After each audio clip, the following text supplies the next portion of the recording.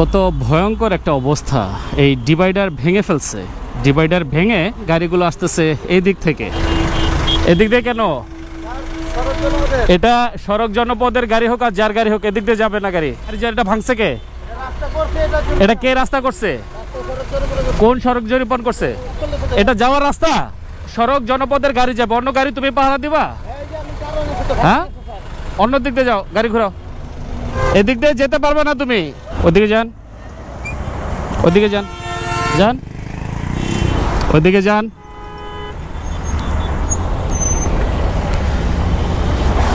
ভাই ঘুরে আসেন, যান,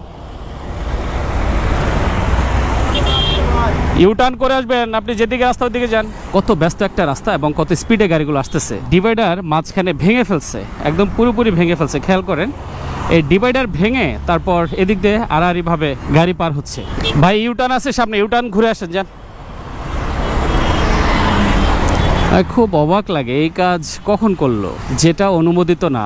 এই রাস্তাটার একটা নির্দিষ্ট ইউটার্ন আছে, যেটা সামনে গিয়ে ইউটার্নটা করতে হবে, বাট সামহাও যেই হোক না কেন এরা একটা প্ল্যান করে এইটা ভেঙে ফেলছে।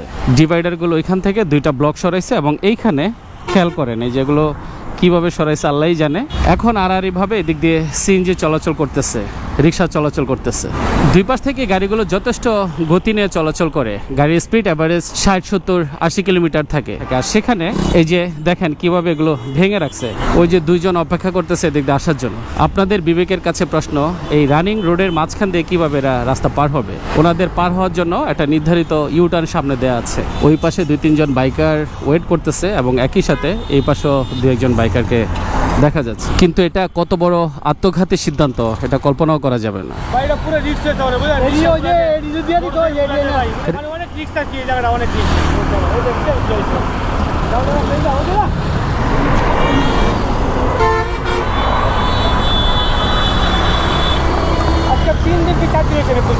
এত ব্যস্ত রাস্তার মাঝখানে মানুষ সাহস পায় কিভাবে এদিক দিয়ে আড়াআড়ি ভাবে রাস্তা পার হওয়ার? গাড়ি চলাচল করতেছে, খুব স্বাভাবিকভাবে গাড়ি চলাচল করবে, কিন্তু সামান্য অসতর্কতায় একটা মারাত্মক দুর্ঘটনা ঘটা, প্রাণহানির ঘটনা খুবই স্বাভাবিক একটা ব্যাপার। এই ভাই মনে হয় কিছু বলতে চাচ্ছেন।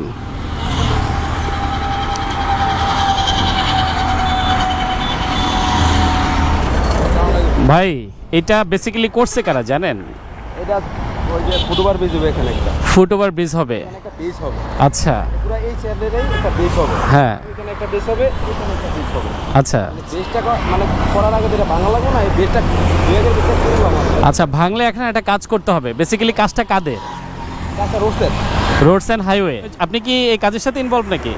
আপনাদের প্রত্যেকটা সাইডেরই তো কিছু সিকিউরিটি কর্মী থাকে। একটা বাস দিয়ে হোক আর যেভাবে হোক, আপনি এই ডিভাইডারের মাঝখানে এবং ওইখানে আপনাদের গাড়ি যখন পারাপার হবে তখন হচ্ছে একটা ফ্ল্যাগ ইউজ করবে, রাস্তা একটু ফাঁকা দেখবে, দেন বুঝে শুনে আপনার রাস্তা পার হইতে হবে। মানুষ কিভাবে পারাপার হইতেছে ক্রস করে, আপনি বুঝতেছেন? এই গাড়িগুলো একটা ধাক্কা মারলে থাকবে কিচ্ছু, একদম জায়গা শেষ হয়ে যাবে। মানুষ তো বোঝে না, মানে 100 বার কইলো মানুষ মানে আচ্ছা যাই হোক, আপনি যদি থাকেন এখানে, আপনি অ্যাটলিস্ট আপনাদের সিকিউরিটি যেই হোক না কেন অন্য কোনো ভাবে বেঁধে দেন। ওই যে ওনারা বাস দিয়ে লাগাই দিতেছে, কি একটা মানুষ মারা গেলে এটা দায়ভার কিন্তু আপনাদের নিতে হবে। কিন্তু এটা অবশ্যই এখানে একটা লাইনম্যান থাকে অল টাইম। না থাকতে হবে ভাই। এই রাস্তায় দুই পাশেই প্রতি মিনিটে শত শত গাড়ি পার হয়। যখন আপনি একদমই ক্রস করে কোনো গাড়ি ঢুকে দিবেন, খুবই বাজে একটা পরিস্থিতি তৈরি হবে। এই ভাইটার কাছে শুনলাম যে সড়ক ও জনপদের কাজ এটা এবং ওনারা এই কাজটা করছেন, কিন্তু রাস্তার মাঝখানে একটা সিকিউরিটি আমি কেন দেখলাম না? শুধু তাই না, নিরাপত্তা রক্ষী থাকলেও এই দিক দিয়ে রাস্তা পার হওয়াটা একেবারেই অনুচিত, কারণ কোনো সিকিউরিটির পক্ষে পসিবল না এখানকার কোনো ধরনের দুর্ঘটনা প্রোটেস্ট করা। তাই সংশ্লিষ্ট যারা আছেন তারা আরো নিরাপত্তার ব্যবস্থা রাখবেন অথবা এই রাস্তাটা পুরোপুরি বন্ধ করে দিবেন।